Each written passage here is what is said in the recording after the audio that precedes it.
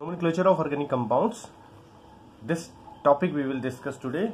So hello everyone, and this is from the class 11 chapter, or actually this topic is very significant in chemistry. That is how we can name all the organic compounds with the help of the IUPAC system, and that will help you in all the disciplines of chemistry. So let's see this topic from the NCERT itself. So without any further ado, let's get started. Nomenclature of organic compounds. The organic compounds deals with the millions of the compounds. ठीक है, ऐसा नहीं कि organic chemistry बहुत कोई छोटी branch है जिसमें कम नंबर ऑफ कंपाउंड है, इसके अंदर मिलियंस ऑफ कंपाउंड्स है. दैट्स वाई हमें उनको अच्छे से आइडेंटिफिकेशन करने के लिए उनको हमें नाम देना जरूरी है, जैसे घर में हम नाम रखते हैं. In order to clearly identify them, a specific systematic method of the naming has been developed, and this is known as IUPAC. IUPAC is actually the International Union of Pure and Applied Chemistry. तो एक organisation है IUPAC, उसने ये system develop किया है, and that is applicable throughout the globe.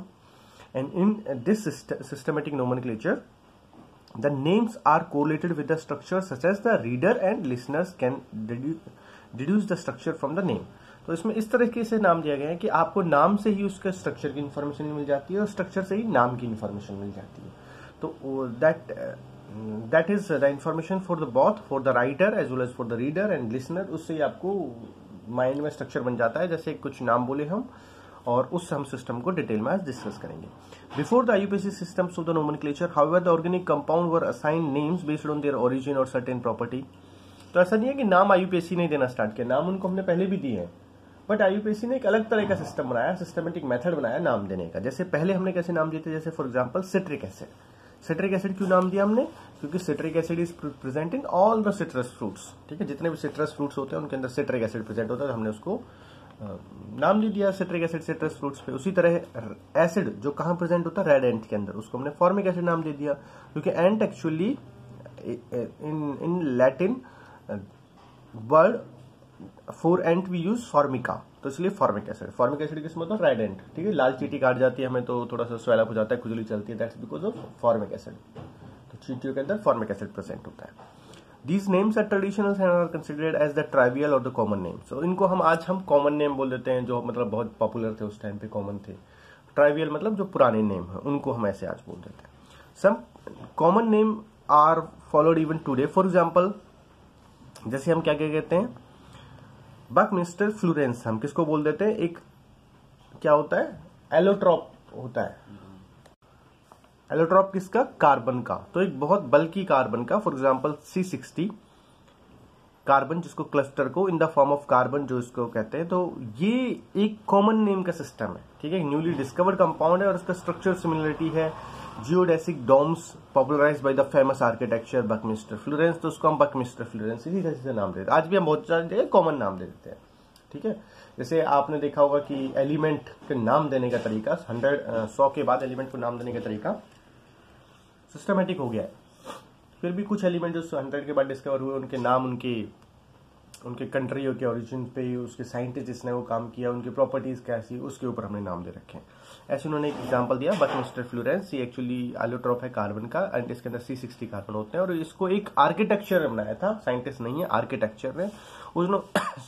उसने उस shape का, उस सिमिलर शेप का डोम बनाया, और उसी की वजह से उसको ये नाम दे देते हैं हम, बकमिस्टर फ्लोरेंस. ठीक है, ऐसे ही अगर हमें common name are useful in many cases, indecipherable particularly when they are alternative systematic names are lengthy and complicated. तो उसकी जगह अगर हम कोई कॉम्प्लिकेटेड नाम यूज करें या फिर कोई लेंदी नाम यूज करें, तो ये इनसे हमें बहुत सारी इन्फॉर्मेशन कॉमन नेम से मिलती है, सीधा उनके ओरिजिन की इन्फॉर्मेशन मिल रही है. सिट्रस के अंदर जो है सिट्रिक एसिड होगा, फॉर्मिक एसिड होगा, इसके अंदर विनेगर के अंदर एसिटिक एसिड होगा.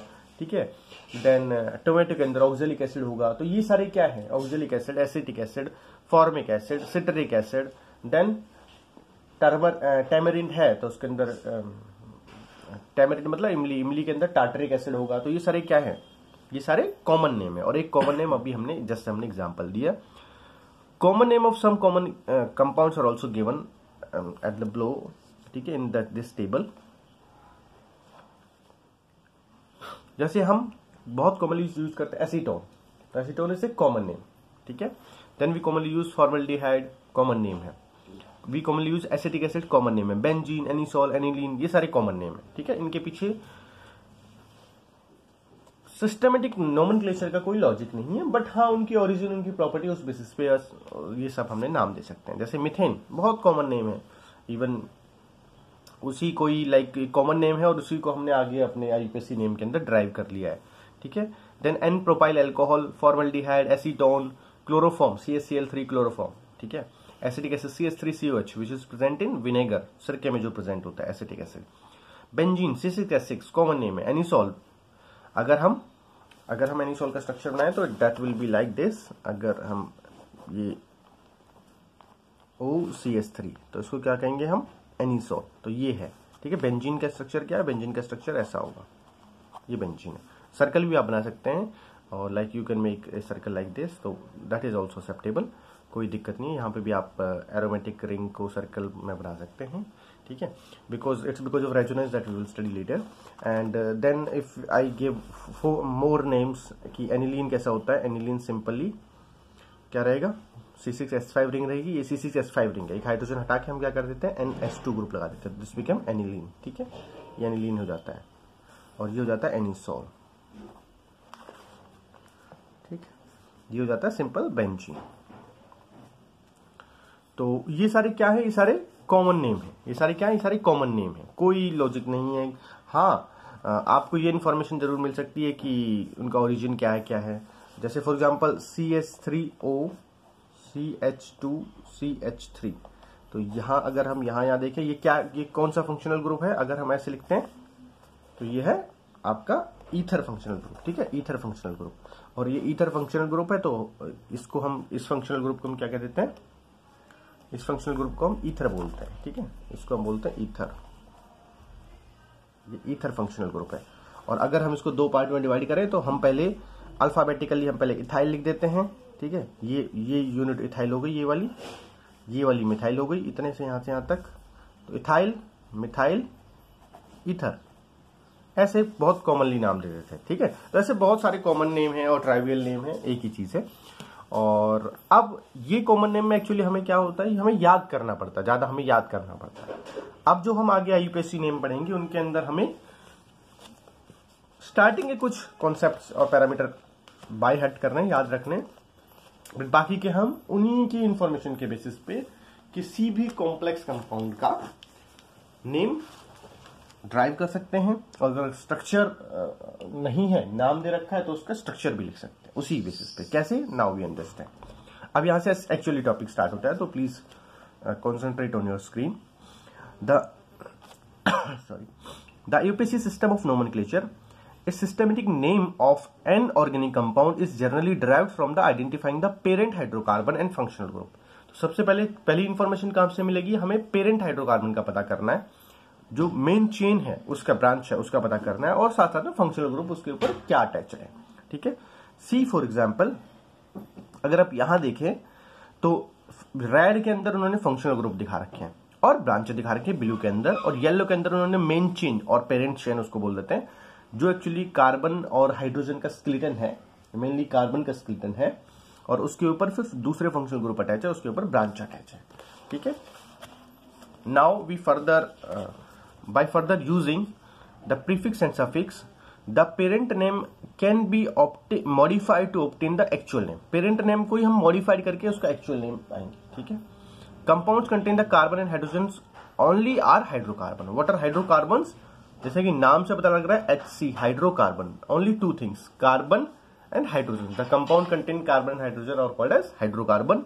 a hydrocarbon is termed saturated if it contains only carbon single bond, and the IUPAC name for the homologous series of such compound is alkane, ठीक है। Alkane आप 9-10 से पढ़ते आते हैं। ANE कब लगाते हैं हम, ANE हम लगाते हैं सिंगल बॉन्ड के लिए, ENE हम लगाते हैं डबल बॉन्ड के लिए, YNE हम लगाते हैं ट्रिपल बॉन्ड के लिए। तो हाइड्रोकार्बन में अगर सारे के सारे सिंगल बॉन्ड हैं तो उसको हम दूसरा क्या नाम देंगे, उसको हम कहेंगे फिर सैचुरेटेड हाइड्रोकार्बन, ठीक है। क्या इसको कहेंगे सैचुरेटेड, कि सारे के सारे जो बॉन्ड सैचुरेट हो गए हैं, उससे आगे फिर कोई चीज नहीं एग्जिस्ट करती है हाइड्रोकार्बन में।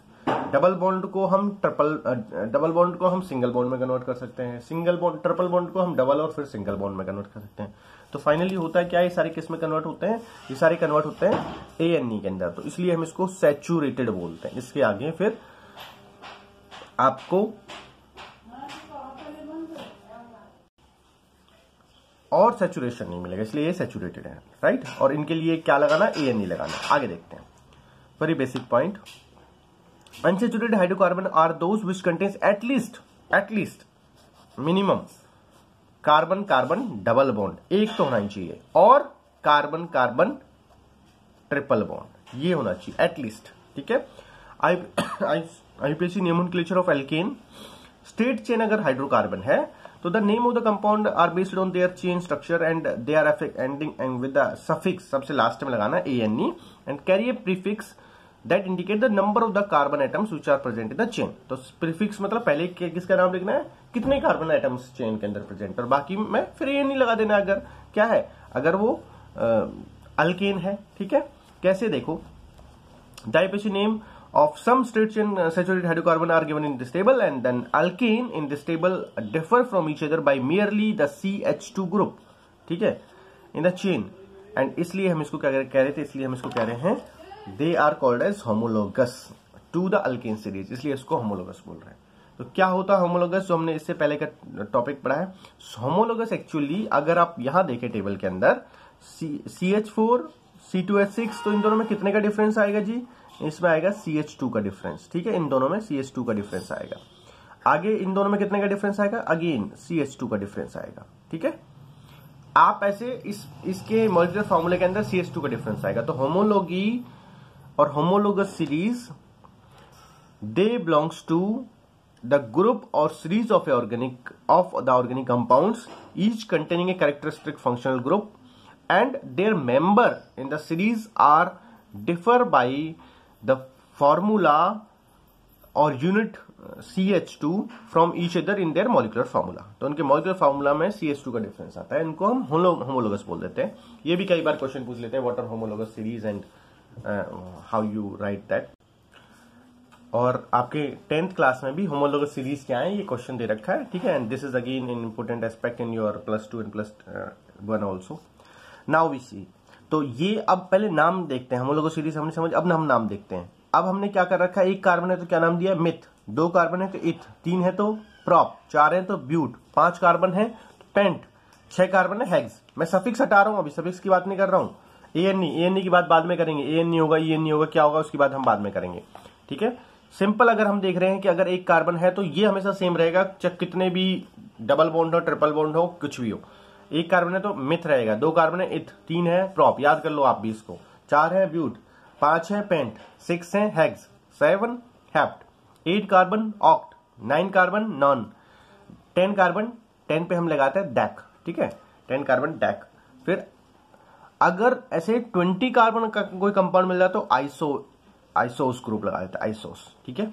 अगर 30 का मिलता है तो ट्राइकोनेट, ये ग्रुप लगाते हैं, ANE सफिक्स रहेगा। तो ये किसका नाम बता रहे हैं हम, अनब्रांचेड सैचुरेटेड हाइड्रोकार्बन का। ब्रांचिंग नहीं है, बहुत सिंपल है, बहुत लॉन्ग चेन प्रेजेंट हो सकती है, that is acceptable. Single bonds are present, that should be there if they are ANE, ठीक है। तो उसके लिए meth, eth, prop, but, pent, hex, hept, oct, non, dec, ये तो सबसे कम याद रखोगे। 10 कार्बन तक होगा तो ऐसे नाम देंगे हम इसको, ठीक है जी। बाद में ANE सफिक्स लगा देते, तो बहुत सिंपल है। अगर मैं किसी को एलोबरेट करूं, for example if I right heptane, अगर मेरे को हेप्टेन लिखना है तो यहां तो सिर्फ मॉलिक्यूलर फार्मूला दे रखा है, मैंने हेक्सेन लिख दिया है। चलो पहले हेक्सेन पे समझते हैं, ठीक है। हेक्सेन मतलब how many carbon, 6 carbon, hexane means 6 carbon. Then first मेरे को 6 कार्बन ड्रॉ करने पड़ेंगे, उनका स्केलेटल बनाना पड़ेगा, ठीक है। 6 कार्बन हो गए। फिर मैंने सेकेंड इन्फॉर्मेशन क्या देखी, क्या है, ANE है, तो क्या मतलब कहीं भी डबल बॉन्ड है, बिल्कुल नहीं होगा डबल बॉन्ड, सारे क्या होंगे, सिंगल बॉन्ड। तो कार्बन कार्बन सारे कैसे हैं, सिंगल बॉन्ड है। अब मेरे को क्या बनाना है, सिर्फ हाइड्रोजन। कार्बन की वैलेंसी कितनी है, टेट्रावैलेंट, तो एक कार्बन पे कितने हाइड्रोजन बना दूंगा मैं, 4 हाइड्रोजन बना दूंगा, तो वही बना देते हैं हम। एक कार्बन पे 4 बॉन्ड होने चाहिए, ठीक है। यहाँ पे 2-2, क्योंकि ये टर्मिनल हाइड्रोजन, ये टर्मिनल कार्बन कहलाता है। टर्मिनल कार्बन पे ये टर्मिनल कार्बन कहलाता है, कितने होंगे, ये टर्मिनल कार्बन कहलाता है, टर्मिनल, ठीक है। इसमें 3 हाइड्रोजन बॉन्ड, 3 हाइड्रोजन होंगे, बॉन्ड तो अलग चीज होगी, 3 हाइड्रोजन होंगे, और जो इंटरमीडिएट हाइड्रोजन है ये वाले ये वाले ये वाले इंटरमीडिएट हाइड्रोजन, इनके ऊपर कितने कितने, एक के ऊपर 2 हाइड्रोजन। ये हेक्सेन का स्ट्रक्चर है, सिंपल। अब हेप्टेन बनाओगे तो हेप्टेन के अंदर क्या करोगे, हेप्टेन अगर आप बनाओगे, हेप्टेन मीन्स 7 कार्बन, यहां से आपको इन्फॉर्मेशन मिल गई, 4 5 6 7 3 3 6 और 1 7, बस ऐसे बना लो। ऑक्टेन होगा तो 8 कार्बन बना लेना और हाइड्रोजन लगा देना, इससे ये सिंपल है। अब हम थोड़ा सा इसको थोड़ा सा ट्विस्ट करते हैं, ब्रांच लेके आते हैं, ठीक है, ब्रांच लेके आते हैं, फिर हम समझते हैं। तो branch chain hydrocarbon, in the branch chain compound the small chain of the carbon atom are attached at 1 or more carbon atoms of the parent chain, and the small carbon chains branched are called alkyl groups. Branch को क्या कह देते हैं हम, alkyl group, ठीक है, alkyl. अगर carbon chain की कोई ब्रांच है तो उसको अल्काइल ग्रुप बोल देना। कैसे, ये देख रहे हैं आप, यह तो था सिंपल, ठीक है। अब मैंने क्या किया, इसमें ऐसे ब्रांच लगा दूंगा, यहां पे ऐसे ब्रांच लगा दूंगा, तो ऐसे ब्रांच लगा सकता हूं मैं, ये अब ब्रांचड चेन का हो जाएगा। ये स्ट्रेट चेन थी, ये अब ब्रांचड चेन का एग्जांपल हो गया, ठीक है जी। अब ये ब्रांचड चेन का एग्जांपल हो गया। अब ब्रांचड चेन के अंदर हम कैसे नाम देंगे वो हम समझ रहे हैं।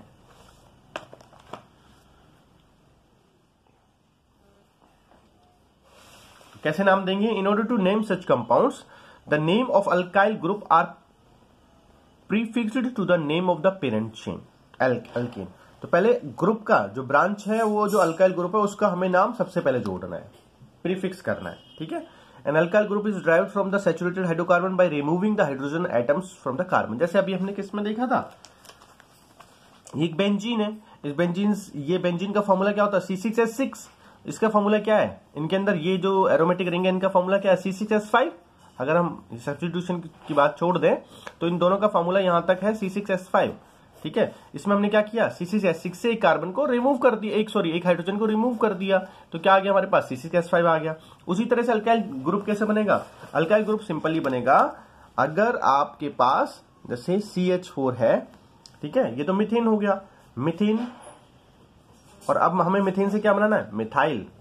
कैसे बनाएंगे मीथेन से मिथाइल, अल्काइल कैसे बनाएंगे, इसमें से एक हाइड्रोजन कम कर दो, CH3 कर दो, और ये हमेशा ऐसे बॉन्ड के साथ दिखाते हैं, मतलब यहां से कनेक्ट होगा दी कार्बन, तो ये मिथाइल हो गया। इथेन, इथेन के अंदर कितने कार्बन जी, अभी हमने पढ़ा 2 कार्बन, तो इसको हम ऐसे लिख सकते हैं CH3। दूसरी तरीके से इसको ऐसे लिख सकते हैं C2H6, ठीक है, ये इथेन है, दोनों तरीके सही है, बट ये थोड़ा एक्सपेंडेड है और ये कंडेंस है। देन अब इससे हमें क्या बनाना है, अल्काइल बनाना है। मीथेन का कौन सा अल्काइल बनेगा, मीथेन का मिथाइल बना था, इथेन का कौन सा अल्काइल बनेगा, इथाइल। इथेन का कौन सा बनेगा, ETHYL, इथाइल, ठीक है, इथेन का इथाइल बन जाएगा।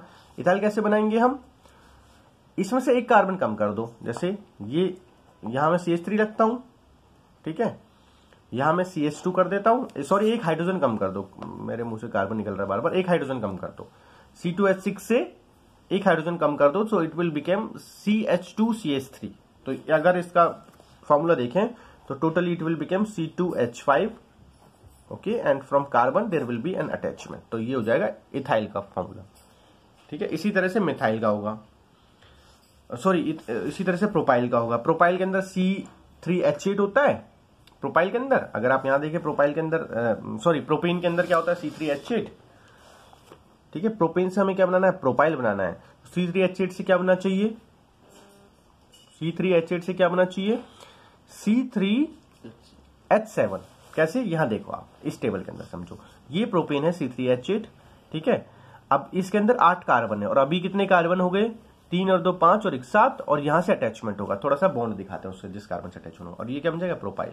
तो सिंपल है, आप एक हाइड्रोजन हटाइए, पेरेंट जो आपका अल्केन था उससे अल्काइल पाइए, ठीक है, एक हाइड्रोजन हटाइए, अल्काइल पाइए, ऐसे याद कर लो। Now we see line by line, Thus CH4 became CH3, इसलिए मिथाइल हो जाता है। And alkyl group is named by the substituting YL। Alkyl में सबसे लास्ट में कैसे लगाते हैं हम, कैसे आइडेंटिफाई करोगे कि अल्काइल है कि अल्केन है, तो लास्ट में अगर आप नाम देखेंगे तो ENE की जगह YL आ जाएगा हर एक के पीछे, ठीक है, उससे आप पहचानोगे अल्काइल है ये।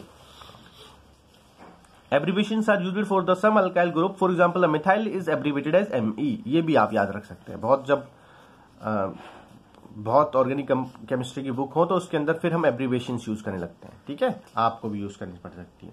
एमई किसके लिए, मिथाइल के लिए, ईटी इथाइल के लिए, पीआर प्रोपाइल के लिए, और बीयू ब्यूटाइल के लिए। स्टैंडर्ड है, आप ये नहीं कि एक्चुअली इनके अंदर क्या किया है उन्होंने, फर्स्ट दो नेम लिए हैं, ठीक है, METHYL ME, ET ethyl, PR PT नहीं लिखेंगे, PT प्रोपाइल नहीं होगा, ठीक है, PR propyl, BU butyl, BT नहीं लिखेंगे कि मिथाइल ET इथाइल है, ET तो BT हो जाएगा ब्यूटाइल, ऐसे नहीं है। ये पहले दो नाम लिए हैं और उससे एब्रीवेशन बनाई है, तो आप ये भी एब्रीवेशन भी याद रख सकते हैं।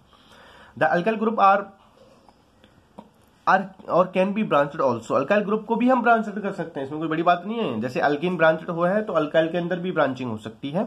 दस propyl and butyl can have branched structures, कैसे, अभी देखिए आप यहां पे क्या है, ये क्या है, अटैचमेंट पहचानो, कहां से अटैचमेंट है, इस कार्बन से, सेकंड नंबर के कार्बन से, तो इसको हम कहेंगे आइसोप्रोपाइल। अगर मैं सिंपली प्रोपाइल बनाऊं तो कैसा बनेगा, सिंपली अगर आप प्रोपाइल बनाओ, कार्बन कार्बन कार्बन, ये प्रोपाइन बन गया, इस पे CH3 लगा देते हैं, यहां पे हम HH लगा देते हैं, ठीक है, आप चाहो तो बीच में बॉन्ड भी लगा सकते हो, और देन इसके ऊपर हम अटैचमेंट लगा देते हैं, ये आगे से जुड़ेगा, यहां पे हम HH लगा देते हैं। तो अगर प्रोपाइल रहेगा, ठीक है, प्रोपाइल अगर रहेगा तो कितने कितने हाइड्रोजन रहेंगे प्रोपाइल के अंदर, 3 और 2 5 और 2 7, total 7 hydrogen will be there, 3 + 2 + 2, total 7 hydrogen रहेंगे, ठीक है, यहां प्रोपाइल के अंदर, किसके अंदर, प्रोपाइल, YL प्रोपाइल के अंदर। और अभी तो ये कैसा है, ये स्ट्रेट है, ठीक है, ये सिंपल प्रोपाइल है, ब्रांचड प्रोपाइल ये नहीं है। अब अगर मैं आइसोप्रोपाइल के अंदर हाइड्रोजन देखूं तो again there will be 7 hydrogen, ठीक है, 3 + 3 and 1, total 7 hydrogen will be here.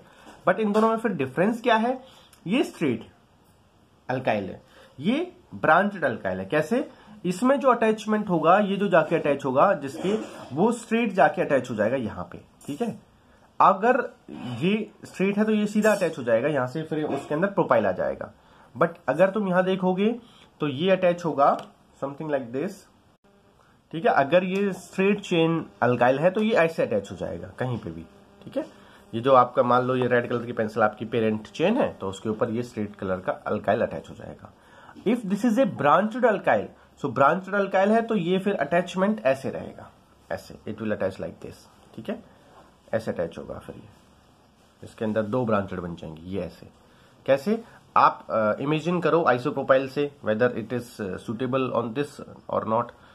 ये आइसोप्रोपाइल रहा, ठीक है, आइसोप्रोपाइल रहा, ये अटैच कहां से होगा, यहां से अटैच होगा, यहां से अटैच होगा तो ये जो कार्बन है रहेगा, यहां पे एक छोटी ब्रांचड रहेगी जो मिथाइल रहेगा, और एक और कार्बन रहेगा जो मिथाइल रहेगा, तो ऐसे अटैच होगा। तो इसलिए इनको हम कह देते हैं ब्रांचड। तो अगर आप उसको 3D स्ट्रक्चर देखने की समझने की कोशिश करो तो अगर आप उसको पेरेंट चेन मानो तो ये ऐसे अटैचमेंट रहेगा, और स्ट्रेट चेन रहेगा तो simply it will attach like this, ठीक है, स्ट्रेट एक जगह से अटैच हो जाएगा। यही फर्क है दोनों में, ब्रांचड कैसे रहेंगे और स्ट्रेट कैसे रहेंगे। अगर मैं ये सब अटैच करूं तो ये था आइसोटाइप का अटैचमेंट, ठीक है, ये था आइसोटाइप का अटैचमेंट। अगर इस तरह से 2 चेन के अंदर अटैच करूं तो ये था आइसोटाइप का अटैचमेंट, इस तरह का, ठीक है, ये आइसोटाइप का अटैचमेंट अगर इस तरह का अटैचमेंट होता है। अगर इसके अंदर एक और चेन इंक्रीज कर दी जाए, ठीक है, ये तो हो गई 2 चेन, जो ये कार्बन अटैच है, ये CH3 अटैच है, यहाँ CH3 अटैच है। अब इसके अंदर एक और मैं सिंपल चेन इंक्रीज कर दूं, फॉर एग्जाम्पल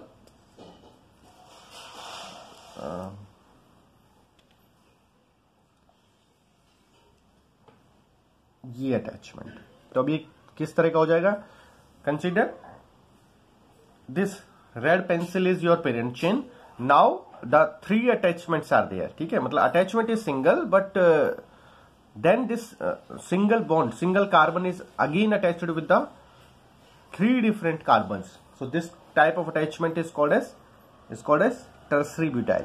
तो टर्सरी अटैचमेंट या नियो अटैचमेंट, इस तरह का अटैचमेंट कर देते हैं। इस तरह का अटैचमेंट में अगर आप देखेंगे तो सिंगल कार्बन यहां पे अटैच है, यहां CH3 है, यहां CH3 है, यहां CH3 है, ठीक है, तो इस तरह का अटैचमेंट को हम टर्सरी ब्यूटाइल अटैचमेंट बोल देंगे, right.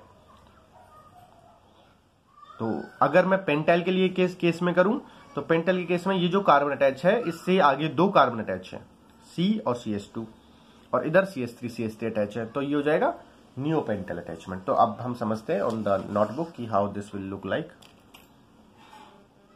Now we understand it on the notebook with the help of pen and paper. तो पहले हम समझते हैं आइसोप्रोपाइल, ठीक है, आइसोप्रोपाइल का स्ट्रक्चर। आइसोप्रोपाइल के अंदर क्या रहेगा, ये कार्बन इस तरीके से अटैच रहेगा, ये आइसोप्रोपाइल, ठीक है। आप CH3 बना सकते हो सिंपल। अगर हम प्रोपाइल की बात करूं तो प्रोपाइल क्या है, ये भी प्रोपाइल है। मान लो अगर यहां पे अटैचमेंट है, ठीक है, इसको मैं सॉलिड बॉन्ड थोड़ा दिखा रहा हूं, ये भी प्रोपाइल है और बच्चे ये भी प्रोपाइल है। आप अटैचमेंट कहीं से भी कर लो, ये भी प्रोपाइल है, ये दोनों ही प्रोपाइल है। और ठीक है, आप इधर इस कार्बन से अटैच करो, कई बच्चे कंफ्यूज होते हैं कि इस कार्बन से अटैच है तो इससे नहीं हो सकता। इस कार्बन से अटैच हो या इस कार्बन से अटैच हो, वो सेम चीज है, दोनों प्रोपाइल है। आइसोप्रोपाइल, ये आइसोप्रोपाइल है। और कैसे कैसे इसको ही थोड़ा घुमा के कैसे बना सकते हैं, देखिए, कार्बन कार्बन कार्बन, ये भी आइसोप्रोपाइल ही है, कोई फर्क नहीं है, ठीक है। बस वो देखने का ही फर्क है कि इसमें एक एंगल पे, इसमें ये भी आइसोप्रोपाइल है, ठीक है। और किस तरीके से बना सकते हैं हम,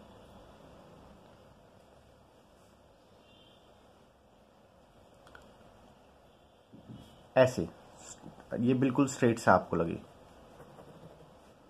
ठीक है, ये भी आइसोप्रोपाइल है। Again this is an isopropyl only. ये सारे आइसोप्रोपाइल है, तीनों के तीनों स्ट्रक्चर्स, ठीक है जी। एक ही बात है, वो आप एक एंगल, आपने बस एंगल चेंज किया है, बट अटैचमेंट एक ही सेम है, सिमिलर है। ये भी आइसोप्रोपाइल है, ठीक है, ये भी आइसोप्रोपाइल है, ये भी आइसोप्रोपाइल है, ये सिंपल प्रोपाइल है। और अगर और कोई अटैचमेंट बनाना चाहो तो और तो इसमें फिर पॉसिबल नहीं है। या तो वो ऐसे हो सकता है कि इस कार्बन को तुम ऐसे लिख लो, ठीक है, और फिर इस कार्बन से यहां से अटैचमेंट है, इसको मैं थोड़ा सेपरेट कर देता हूं, ये भी आइसोप्रोपाइल ही होगा। फिर इस कार्बन से अटैच है तो ऊपर की तरफ हो सकता है, किसी पेरेंट चेन पे ऊपर की तरफ अटैचमेंट हो सकता है, तो ये भी आइसोप्रोपाइल है। किसी पेरेंट चेन में नीचे की तरफ अटैचमेंट है तो ये भी आइसोप्रोपाइल है। ये सारे आइसोप्रोपाइल के स्ट्रक्चर है, कोई फर्क नहीं है, ठीक है। अब हम समझते हैं, अगर मैं आइसोप्रोपाइल को आगे एक्सटेंड करूं, आइसोब्यूटाइल बनाऊं, तो डेफिनेटली किसी ना किसी कार्बन पे तो वो अटैच होगा। तो पहले तो क्या हो सकता है, आइसोब्यूटाइल के अंदर कैसे अटैचमेंट हो सकता है, आइसोब्यूटाइल के अंदर अटैचमेंट हो सकता है इस तरीके से। पहले आप यहां से एनसीईआरटी में देखिए, एनसीईआरटी में बन रहा है ये वाला अटैचमेंट, ठीक है। जिस कार्बन पे अटैच है उसके बाद ये एक कार्बन एक्सटेंड हो गया यहां से, तो ये सीधा ही कार्बन, दो ब्रांचेस हैं, यहां पे एक और मैंने कार्बन एक्स्ट्रा ऐड करके और फिर जो अटैचमेंट दिखाया इस कार्बन से दिखाया, ठीक है। जो पेरेंट चेन का अटैच रहेगा यहां से अटैच रहेगा, ये पोर्शन फिर पेरेंट चेन का अटैच रहेगा, ये वाला पोर्शन, एक कार्बन और एक्सटेंड हो गया, तो ये बन जाएगा आइसोब्यूटाइल, ये बन जाएगा आइसोब्यूटाइल, ठीक है, ये बन जाएगा आइसोब्यूटाइल, राइट। तो we can call this as isobutyl, क्योंकि इसके अंदर एक कार्बन और एक्स्ट्रा हो गया। तो इसको फिर हम, अगर ऐसे स्ट्रक्चर है तो ये फिर आइसोप्रोपाइल की जगह ये आइसोब्यूटाइल कहलाया जाएगा, ठीक है। तो इस तरीके से हम ब्रांच्ड अल्काइल का नाम देते हैं, ये ब्रांच्ड अल्काइल है सारे के सारे। अल्काइल दो तरीके से है, एक तो है ब्रांच्ड अल्काइल और एक है नॉर्मल अल्काइल। नॉर्मल मतलब स्ट्रेट चेन अल्काइल, जैसे मीथेन, ये मिथाइल हो गया, मीथेन से मिथाइल बन गया, ठीक है। C2H5 ethyl, C3H7 that will B propyl, ठीक है। ये सब है, ये सब क्या है, ये सब क्या है, नॉर्मल चेन। और ये आपस में भी होमोलॉगी फिर सीरीज हो गई है, इसके अंदर भी CH2 का डिफरेंस है, इसके अंदर भी CH2 का, जैसे पेरेंट हाइड्रोकार्बन के अंदर CH2 का डिफरेंस है, तो पेरेंट अल्काइल के अंदर भी CH2 का डिफरेंस है। और ये फिर हम ब्रांच्ड की बात करते हैं। आइसो, ये जो हम नाम दे रहे हैं ना, आइसो, नियो, ये सब हम नाम देते हैं एक्चुअली कॉमन सिस्टम के अंदर, they are under common system, common कह लो, और जो ट्राइविल सिस्टम के अंदर, ठीक है। इनको हम कौन से सिस्टम के अंदर नाम दे देते हैं, they are named under the common और ट्राइबल नेम सिस्टम के अंदर हम इसको नाम दे देते हैं। तो ये they are named according to the common और ट्राइबल सिस्टम। हम IUPAC सिस्टम के अंदर, IUPAC जो लेटेस्ट सिस्टम है उसके अंदर हम प्राइमरी, सेकेंडरी, टर्सरी, इनको आप लिख भी सकते हो, ये सिंबल बना लिए, ये हम नाम देते हैं, ठीक है, प्राइमरी सेकेंडरी टर्शियरी इस तरह के नाम देते हैं। तो from the next video we will understand the branching pattern and then secondary we will understand the secondary butyl, we will understand the tertiary butyl, neopentyl। तो यहाँ से फिर हम अपना डिस्कशन स्टार्ट करेंगे, ठीक है। I hope you get many things in this video and the basics of 5-PACE nomenclature. If you like, then you can just press the like button. Thank you.